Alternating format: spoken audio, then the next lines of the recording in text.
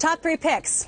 What are they? Yeah, so first, Microsoft on the large cap side. Really love what Nadella is doing on the cloud and on mobile. It was a great 2014, but I think it's just the tip of the iceberg for what's going to happen in 2015. I think skating to where the puck's going, specifically with this Windows 10 upgrade cycle. So really, there's a lot more fuel in the engine with Microsoft.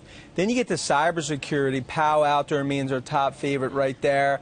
I think they're really the end-to-end next-gen platform player that could be the winner.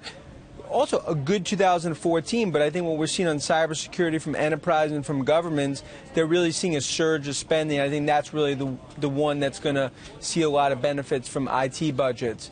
And then you go to big data, and that's really where I look at a company like Verint, which is at the convergence of big data and cybersecurity.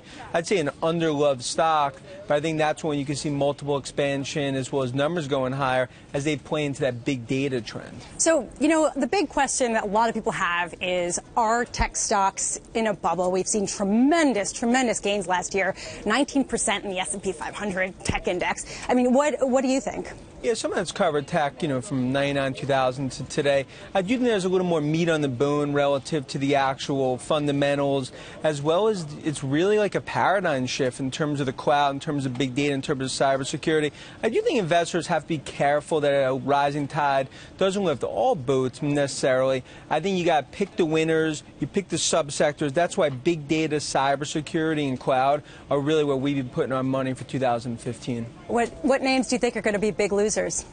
In terms of losers, I think it's the more mature companies that continue to struggle, right? If you look at like an SAP that struggled, I think they're one that's going to continue to have to do acquisitions. I think Symantec on the cybersecurity side, they're sort of on the wrong end of IT spending in terms of where we see them. So I think names like Symantec and SAP are, we're not as bullish on relative to, I think they play more mature areas. We'd want to own the next-gen players like a Palo Alto, like a Fortinet in cybersecurity. You go to big data, you got Splunk, Tableau, and Verint. And on large cap, I think Microsoft and Nadella, they've really distinguished themselves from the IBMs, from the Oracles, from the Hewlett-Packards. And I think Nadella, him being a pilot on that plane, is a good thing for investors in 2015.